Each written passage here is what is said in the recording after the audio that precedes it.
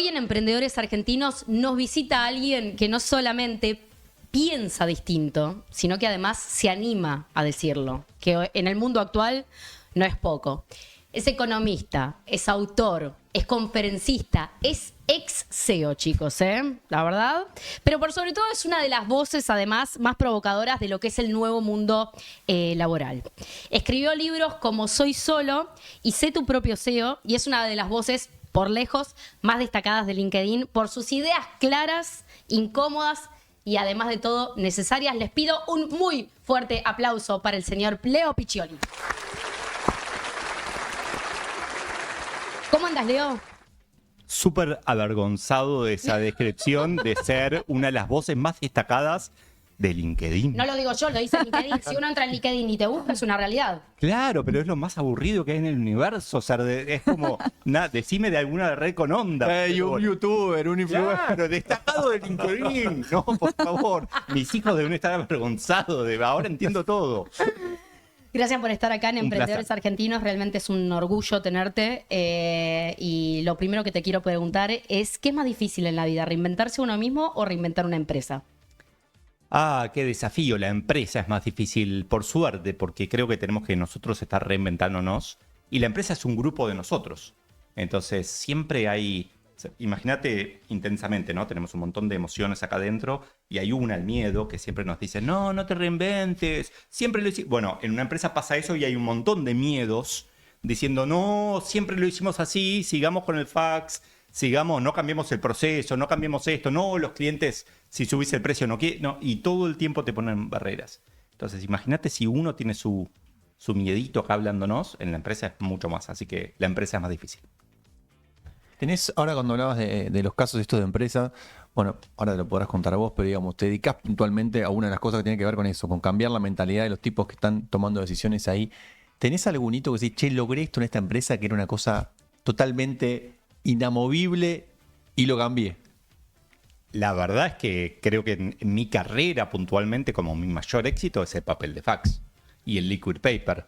Ahora, no sé si saben lo que es papel de fax, lo pueden buscar en Wikipedia. ¿Mandaste un fax alguna vez? He mandado. No, Yo no. No, es verdad, he mandado. No sé, yo no sé si toda la audiencia mandó alguna vez un fax. Bueno, tenemos una audiencia muy joven. Claro, lo pueden buscar en Wikipedia, si no, o preguntarle a ChatGPT. Éramos una empresa que vivía de productos que morían todo el tiempo. Entonces vendíamos papel de fax, vendíamos viromas, formularios continuos. Era como, wow, qué buen precio que conseguimos para los formularios continuos. Y de repente dejaron de usar esas impresoras que hacían ruidito. Entonces, la reinvención, no la reinvención de un producto, sino la idea constante de que no me importa el producto que venda. Lo que me importa es lo que siente el cliente. Para mí esa fue, y aparte se aplica a todas las compañías, no importa si estás vendiendo, en aquel momento vendíamos liquid paper, el corrector líquido, y pasamos a vender yerba. ¿Por qué? Porque dijimos, queremos ayudar a los clientes en lo que compran, no en lo que queremos venderles. Y hacer ese clic de orientarnos al cliente de verdad, fue para mí por lo menos para mí, el mayor aprendizaje que venía de la facultad, donde te dicen, no, vos tenés que crear algo y lo van a comprar y esforzate y bajar el precio y qué sé yo.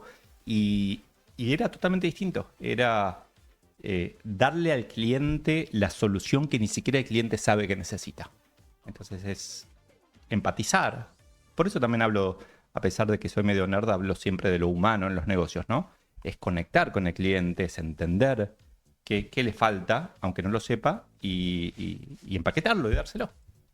A veces parecería como, no sé si coincidís, pero como que todos los incentivos dentro de las grandes organizaciones están puestos, orientados más a permanecer en el status quo que a cambiar. O sea, se premia mucho más el status quo, aunque después tengamos un discurso que es queremos cambiar, que el estar cambiando. Eso, digo, es algo que ese sistema de incentivos es algo que no se puede cambiar, algo que nos limita en la transformación.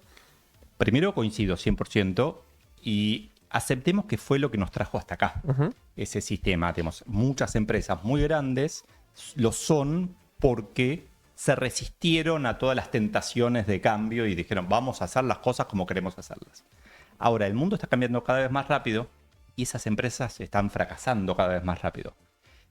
Vamos a un extremo, una empresa que cotiza en bolsa, incluso, no sé, Google, si querés que cotice, Alphabet, tiene analistas de la bolsa que la miran con lupa todos los trimestres.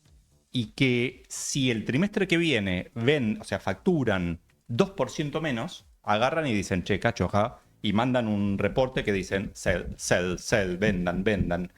Y el CEO, o quien sea, el CFO, ¿no? de la empresa, tiene miedo de eso. Sí, claro. Porque si todos venden la acción va a caer y van a recibir menos plata.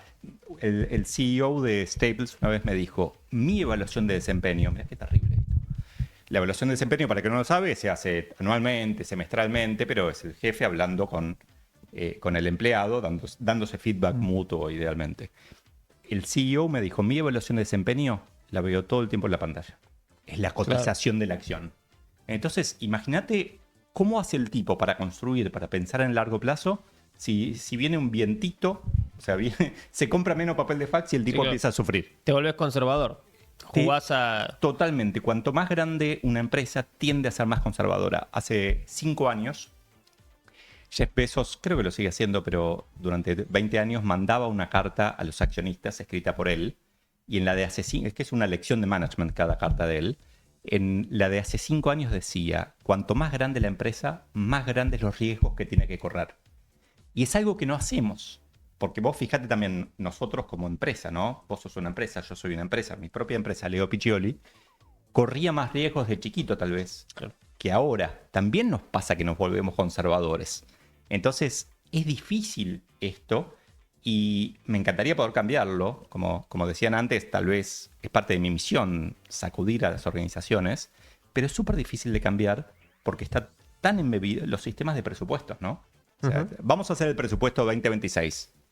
¿Cómo hacemos? ¿Partimos de cero o agarramos el Excel del 2025? Sí. No, agarremos el del 2025, le agregamos, multiplicar por 2 esto y por 0,2 esto. Listo. Y es como te lleva a la entropía, te lleva a mantener, siempre lo hicimos así. Entonces es difícil y hay empresas que se han reinventado, que tuvieron mucho éxito, pero que les va a pasar esto de vuelta eventualmente. Leo, en esto de reinventarse, no solo las empresas, también los seres humanos, ¿qué pasa con la inteligencia artificial? Es parte de... A ver, la inteligencia artificial no está en inteligencia todavía, pero es maravillosa. O sea, no quiero desmerecer lo que se desarrolló.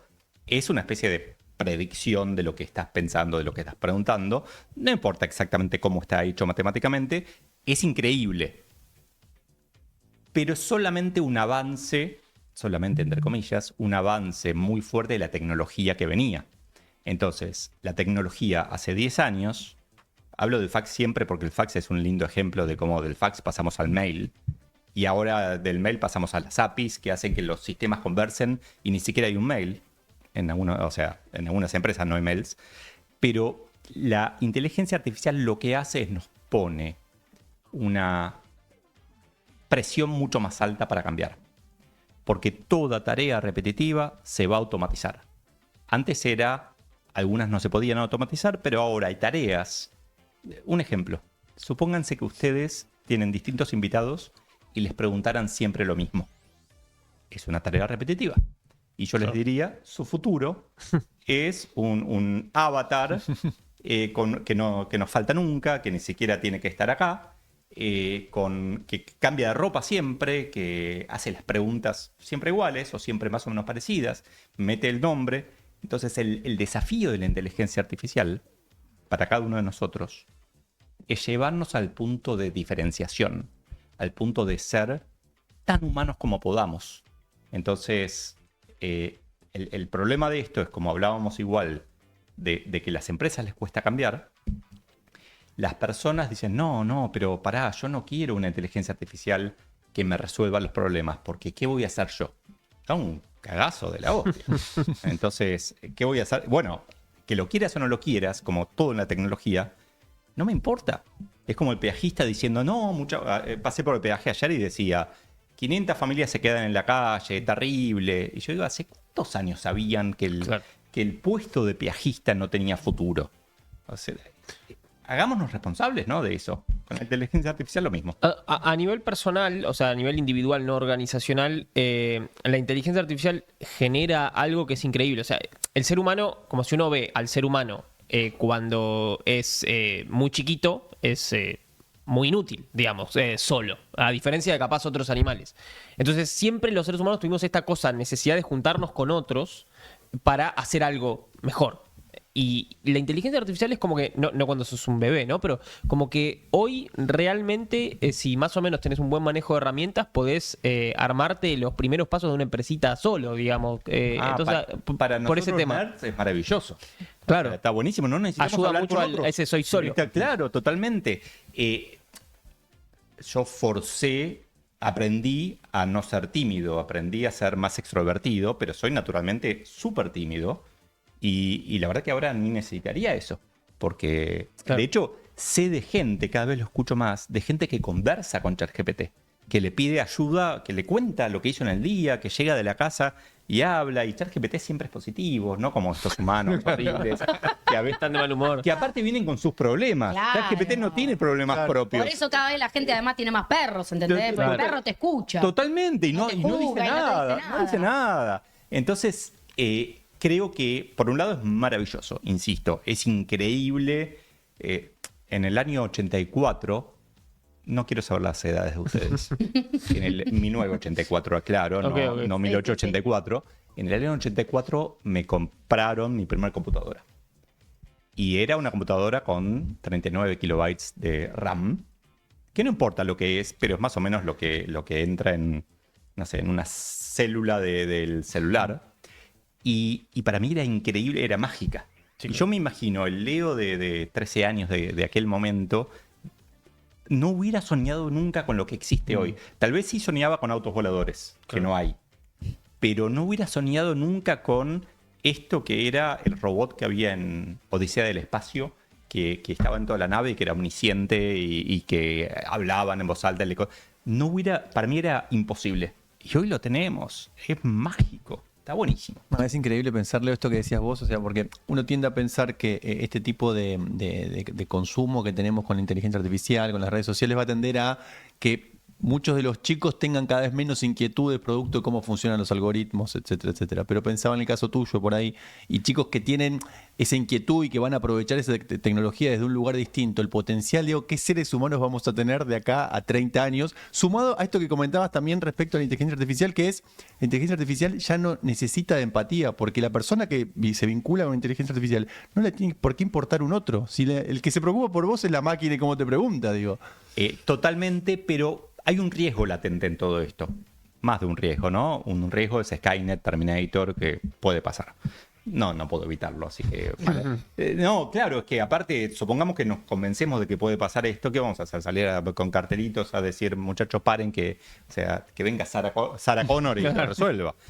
Pero hay otro riesgo que estoy viendo también cada vez más seguido, que es cuando salieron las calculadoras hace 70 años, las calculadoras electrónicas, ¿no? Los profesores de matemática no querían que se usen, porque decía que evitaban que los chicos piensen. Ujú. Y no pasó.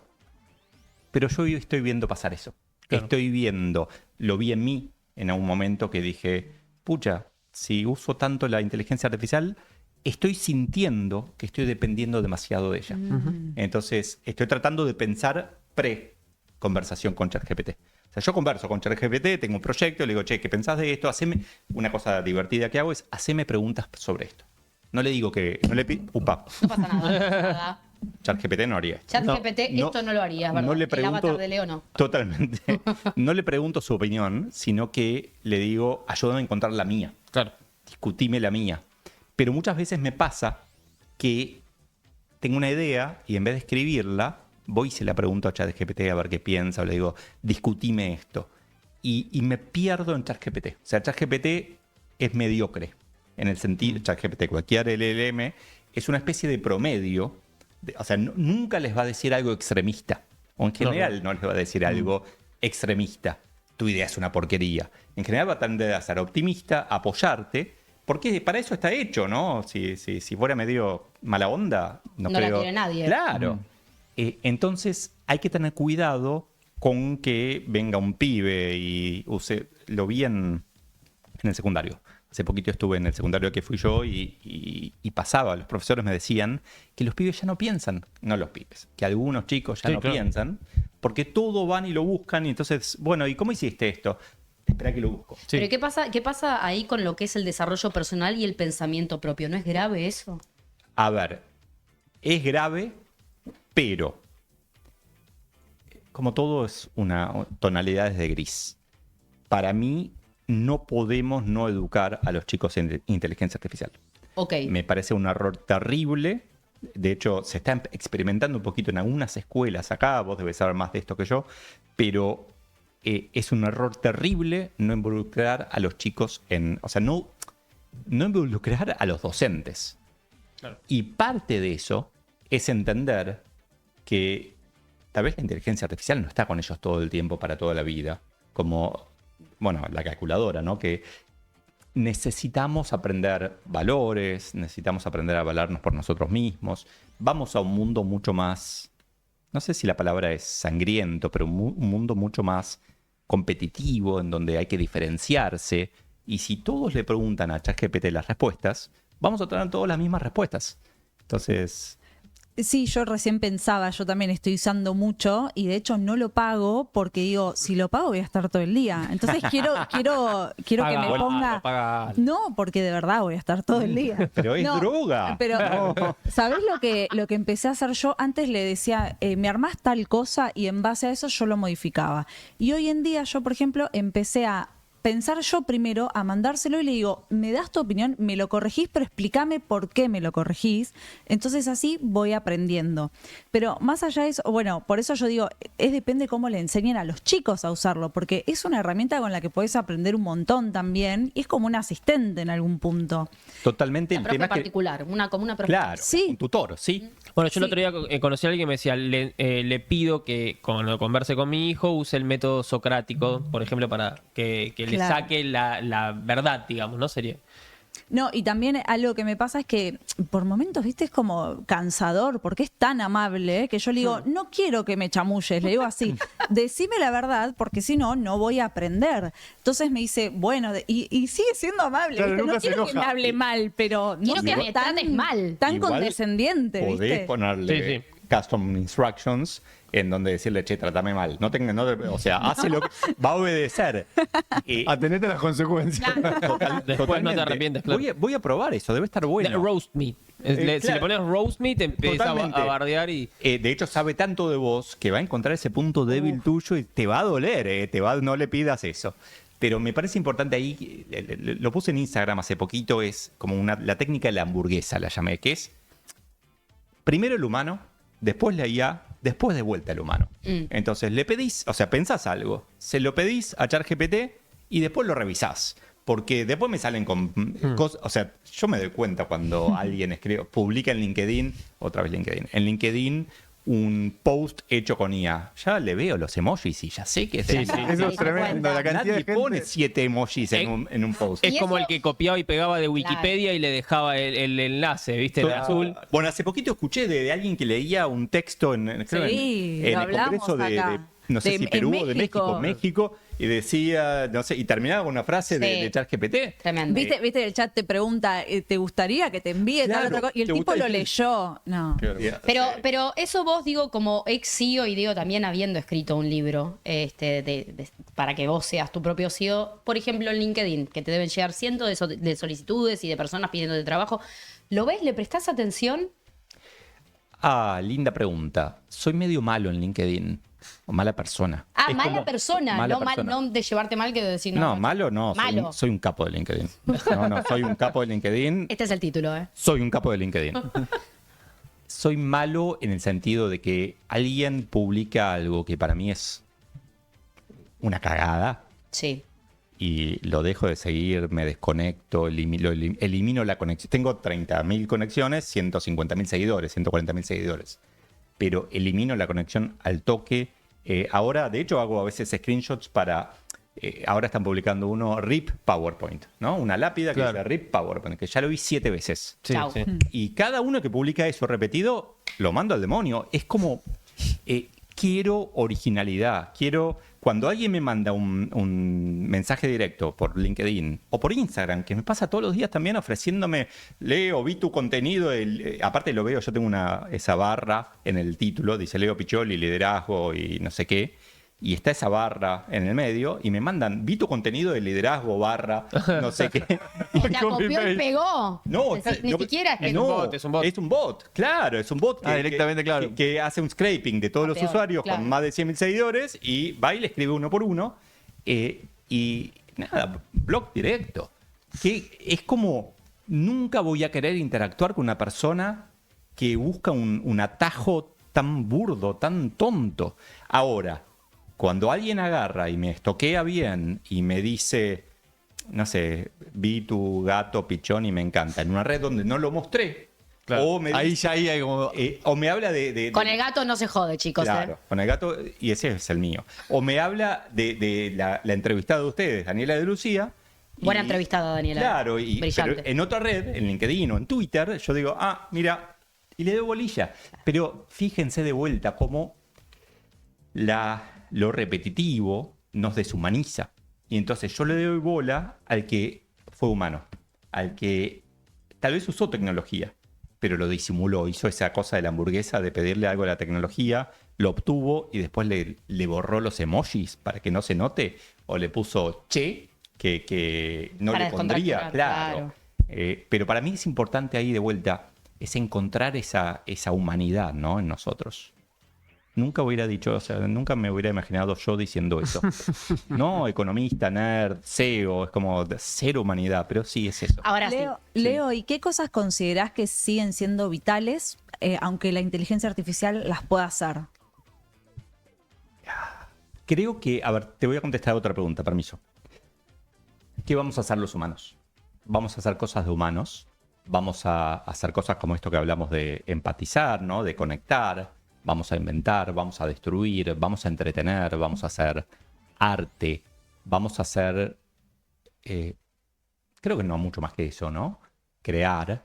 Y me parece que en general la inteligencia artificial que conocemos hoy puede simular todo eso. Es más, te voy a decir algo. Tu ChatGPT no te quiere. Dice que te quiere, pero no te quiere. Simplemente está programado para que sea buena onda y para que no te castigue. Pero creo que, a ver, es como la pregunta, ¿van a tener conciencia? ¿Van a amar los robots? ¿Sueñan con ovejas eléctricas los robots? Blade Runner, la película Sí, se llamaba así. peliculón. Claro, bueno, la 1. La 2 La 2 no tanto, es verdad. Claro. Coincido. ¿Vos viste la Pero 1? está No, Ryan pero la Gosling. 1 es de mi época. Señor, tengo a mi padre que después hablaremos fuera del programa. Me parece muy bien, muy bien. Bueno, pero sí. Beso a Lisandro. Leo, te llevo perdón, te interrumpo, Sí. pero hablabas esto de qué es lo imprescindible de los seres humanos y pensaba, te llevo al costado economista. Digo, todo esto está llevando hacia una economía o hacia, mira lo macro. Estoy pensando dónde vemos la humanidad dentro de 50 años, no solamente los que vamos a estar consumiendo chat y vamos a tener recursos. Digo, ¿ves una cosa media apocalíptica? ¿Qué va a pasar con la gente que no tenga acceso, que no entienda y que no pueda? Primero, desmiento una parte de tu pregunta, ¿sí? Estás implicando que hoy hay gente que no tiene acceso, lo cual es verdad, pero hay mucha menos gente que no tiene acceso a la tecnología que hace 50 años o que hace 100 años. O sea, si nosotros pensamos en la película de la historia de la humanidad, hoy es el mejor momento de la humanidad por lejos. O sea, es increíble lo que estamos viviendo en cuanto a pobreza, en cuanto a desnutrición infantil o a expectativa de vida. Es increíble. No lo vemos porque no vende mucho más decir, che, a la señora le robaron la cartera o tal robó tal cosa.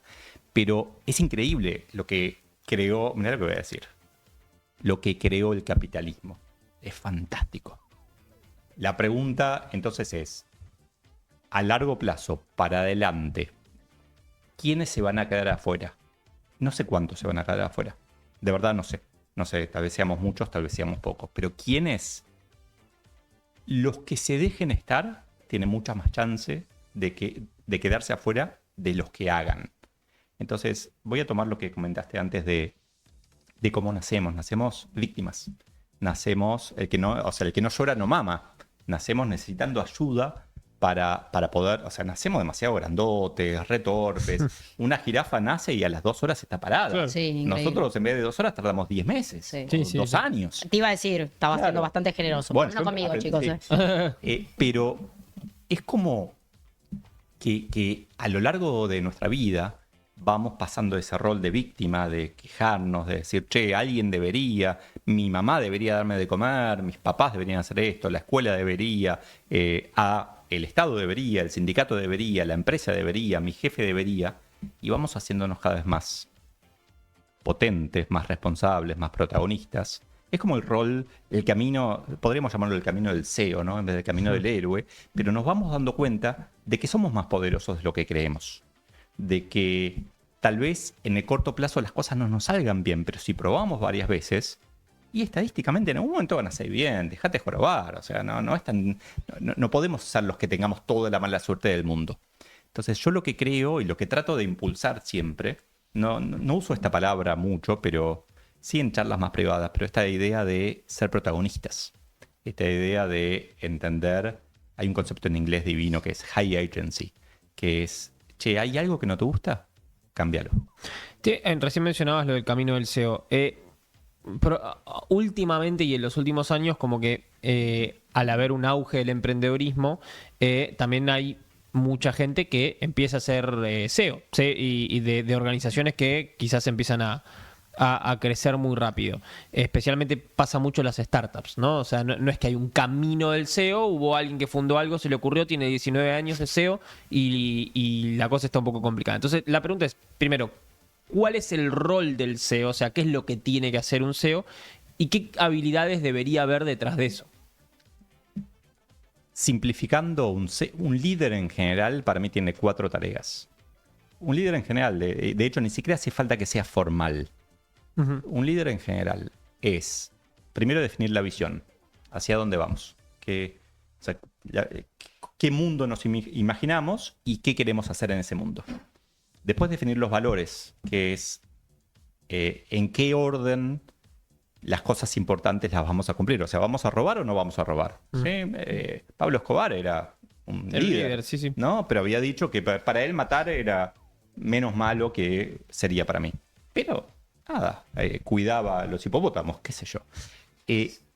Visión, valores, después define el equipo. Y acá hay algo interesante, que es que hay un montón de personas que se autoperciben jefes o que son nombrados jefes, que no pueden ni contratar ni echar a alguien. Claro. Esa persona no es el jefe siquiera, porque quien es el jefe, quien puede ser el líder, es quien define quién se sube con el líder al barco que los va a llevar a esa visión. Y por último, y esta es la parte más difícil, el laburo del líder, y en el caso del SEO es mucho más obvio, es eliminar obstáculos.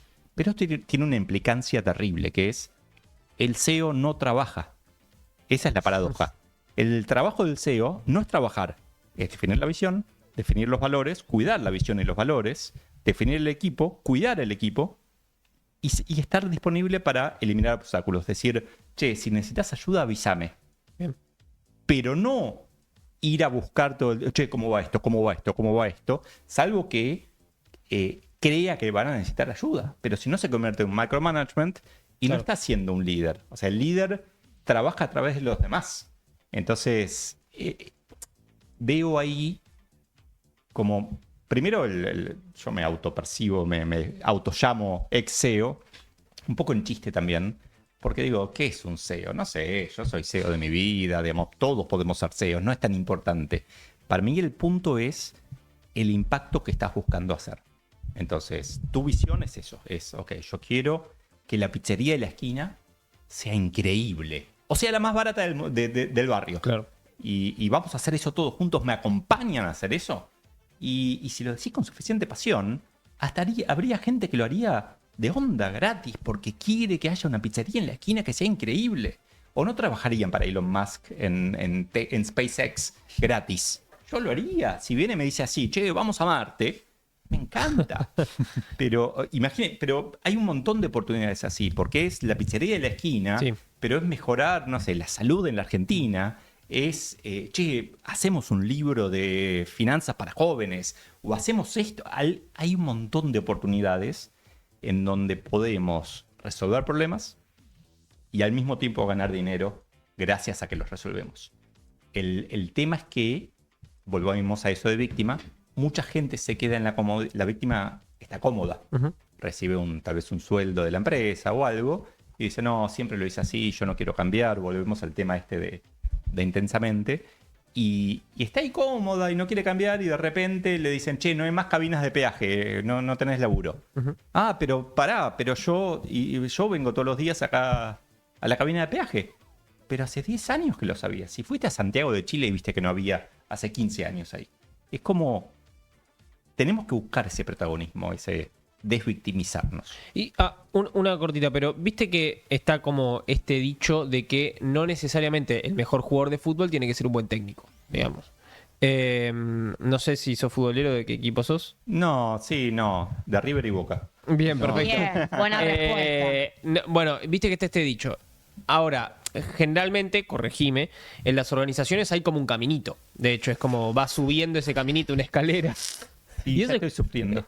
Ok, no, y eso es complicado porque quizás vos la rompiste durante todos los puestos de trabajar, pero no sos un buen líder. Sin embargo, la forma de llegar hasta ahí es haciendo eso. De vuelta, volvemos a este tema de cómo las organizaciones promueven prácticas que las autodestruyen. Hay esta ley de Parkinson, no importa exactamente qué es, pero que dice que llevamos a la gente hasta su nivel de incompetencia. Okay. Entonces, tenemos un buen vendedor, un excelente vendedor, lo promovemos a supervisor.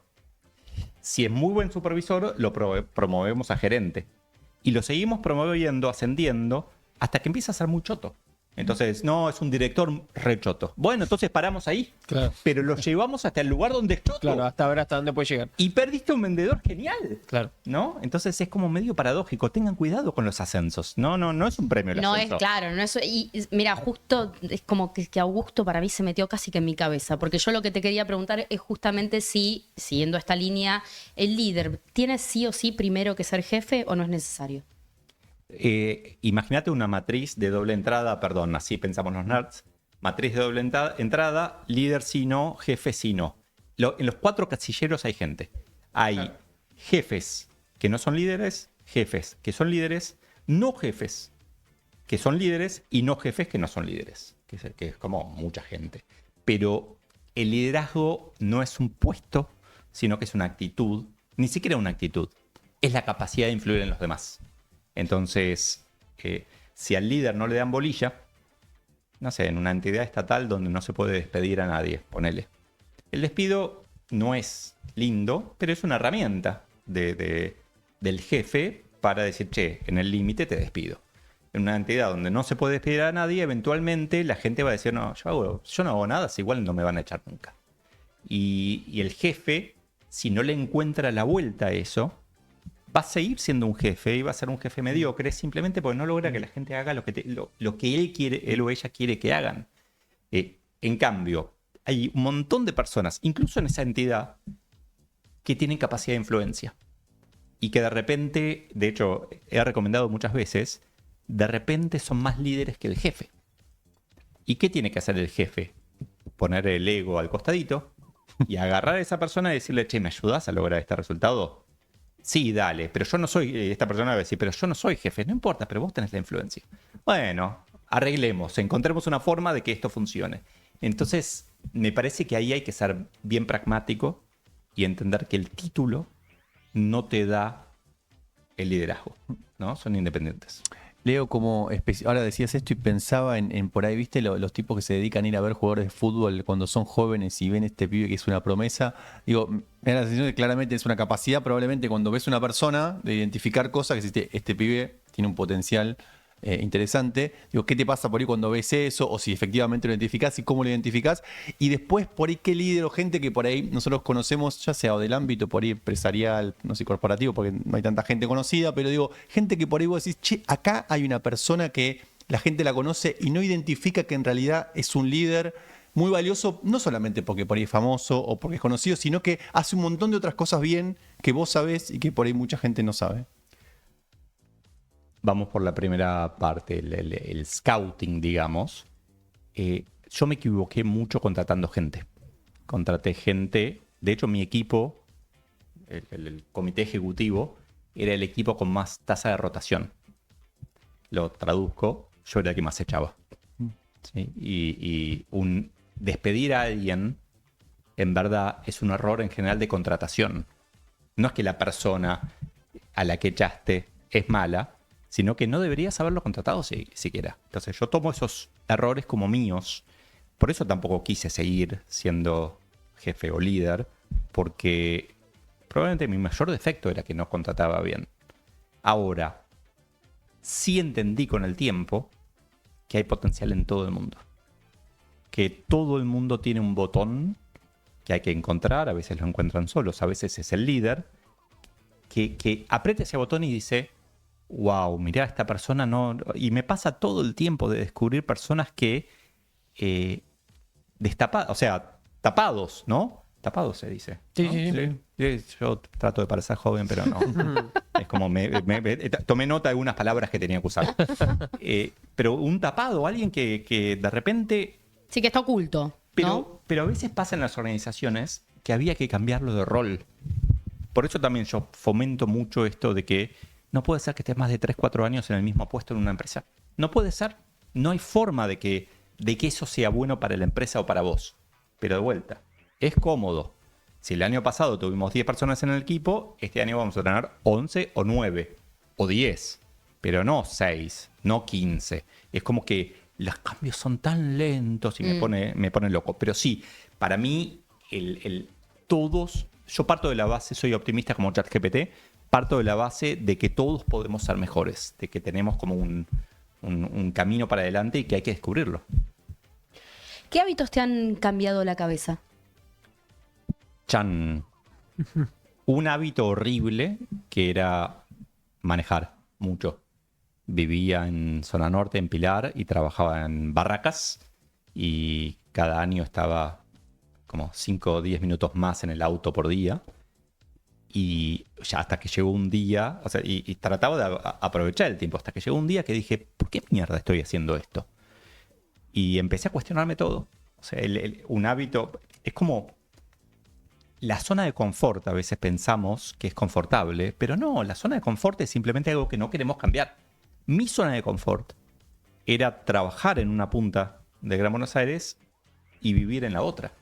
Y siempre lo hicimos así. Y yo no quería cambiarlo hasta que hice la cuenta y me di cuenta de que pasaba un mes por año en el auto.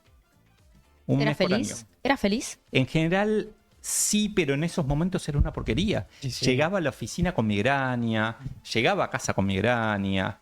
A veces me moría de hambre en el auto. Había un accidente en General Paz y me moría de hambre porque había salido en ayunas y pasaba 3 horas en el auto y no es que podés parar a comprar un turrón.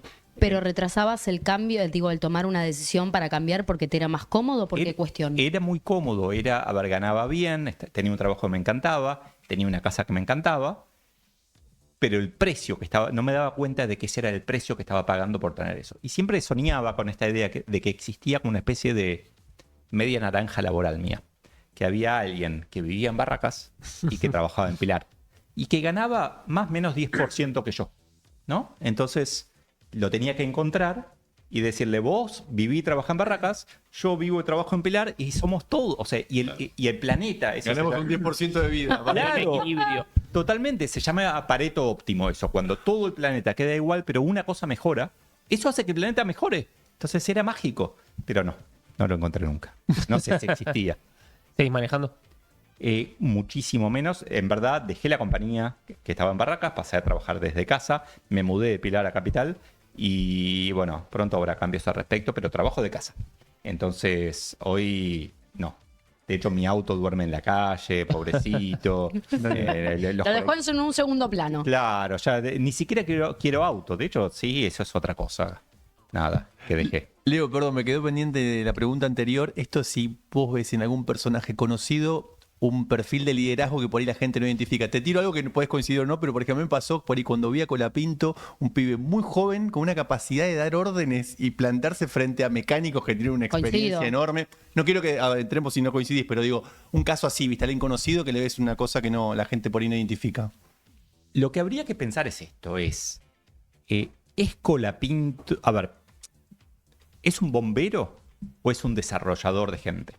Digo, ¿es alguien que resuelve un problema no tengo dudas. Esto que describís, tampoco sé mucho de Fórmula 1, pero esto que describís, esa actitud, es típica de alguien que va y resuelve un problema. ¿Sí? Que dice, como era SWAT cuando yo era chiquito, tú, McCoy, a la azotea, vos haces esto y vamos a atrapar al malo. No tengo dudas de que eso funciona. Ahora, la construcción de un equipo, yo creo que Colapinto es muy chiquito.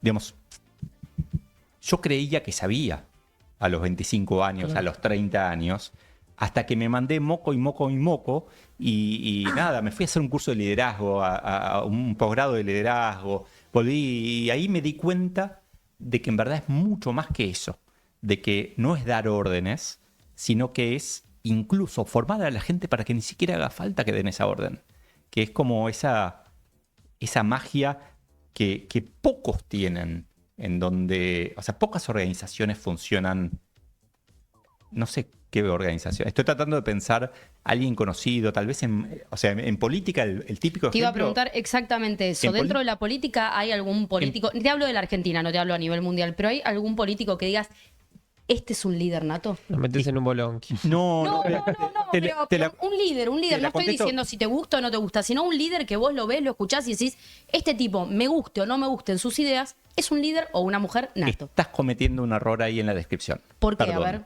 Porque jamás te podría decir que, o sea, ese es el error que cometemos, que es pensar que el liderazgo es Algo que viene con uno. No solo eso, sino se ve en la forma de hablar.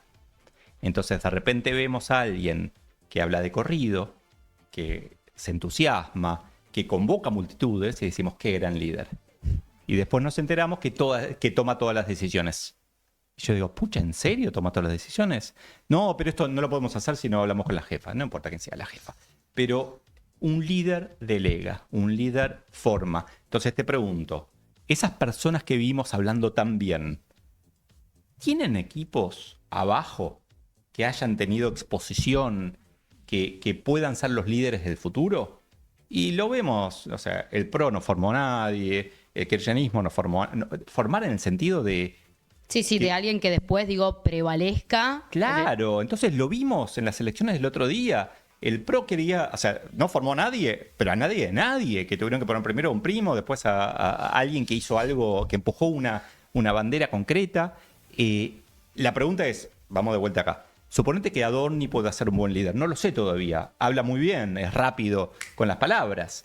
Pero la pregunta es, la gente a la que él formó, ahora si lo reemplaza a alguien de su equipo, ponele, ¿puede ser mejor que él? Entonces tal vez ese es el test que tenemos que hacer. Está cambiando mucho el liderazgo de la época de William Wallace, Braveheart, ¿no? Corazón valiente, que iba y decía, nosotros de San Martín, ¿no? El líder extrovertido que levanta los dedos. Levantar los dedos es una señal de que viene de arriba el poder, Claro. ¿no? Y que dice, vamos a hacer esto, a Elon Musk, que es casi autista, ¿no? Él se autodescribe como en el espectro, o que claramente le cuesta hablar en público.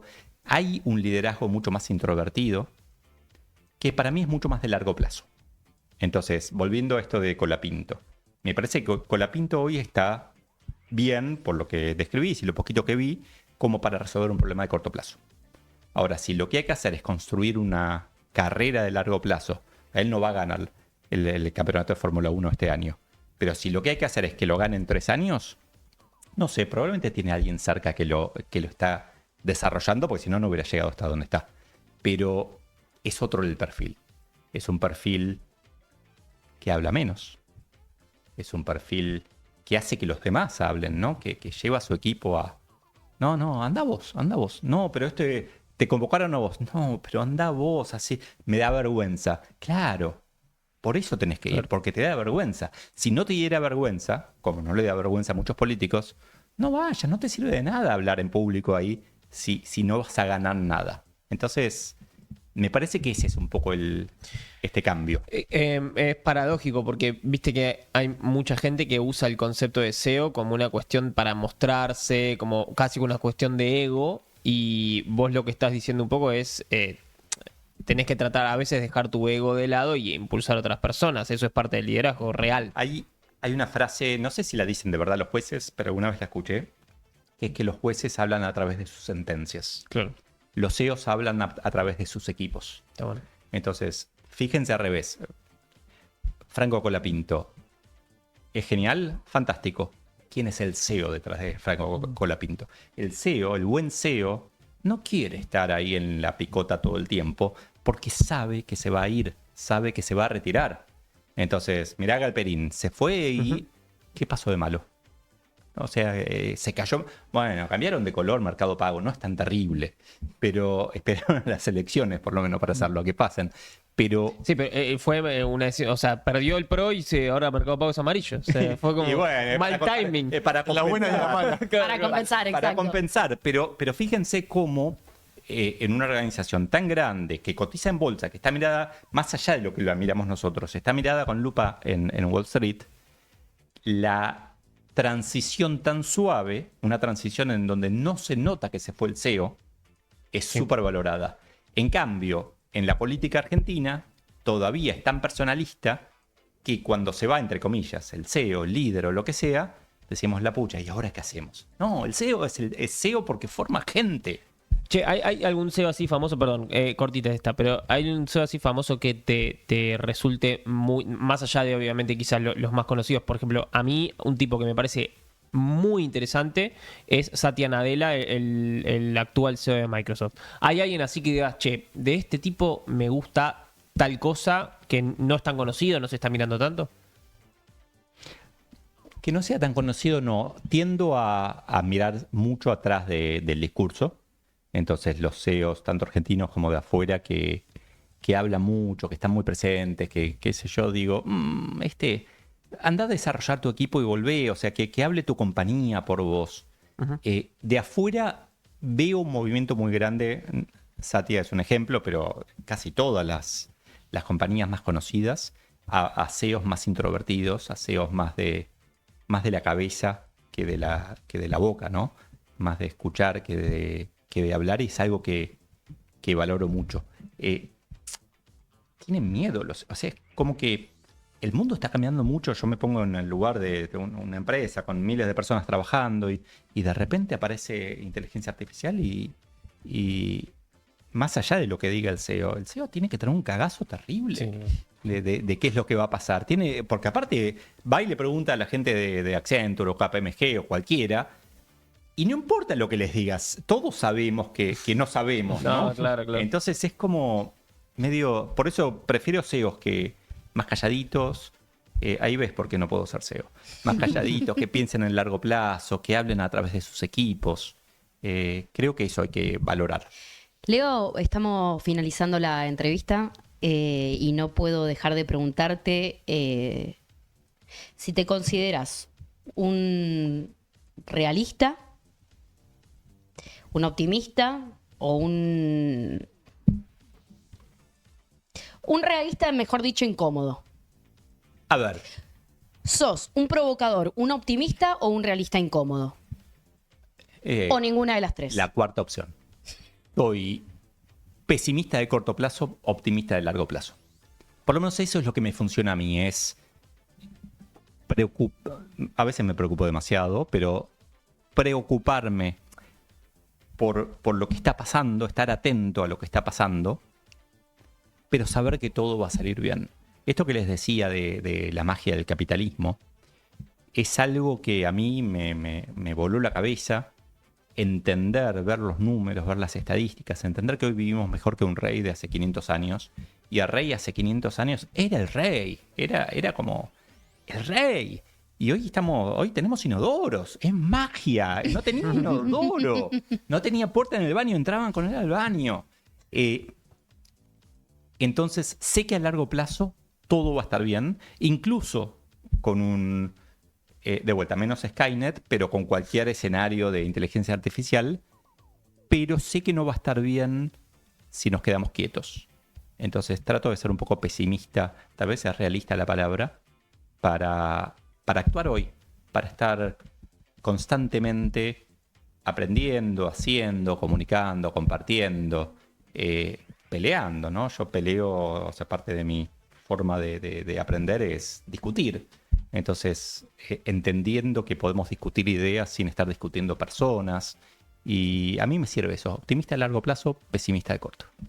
Un fuerte aplauso y un agradecimiento enorme al señor Leo Piccioli, que pasó por Emprendedores Argentinos.